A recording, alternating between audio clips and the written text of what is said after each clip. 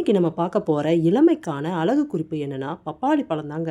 பப்பாளி பழம் மாதிரி நீங்களும் பளபளவென இருக்க பப்பாளி பழமே போதும். அன்றாடம் காலை உணவாக பப்பாளி பழத்தை உண்பது மிகவும் நல்லதுங்க.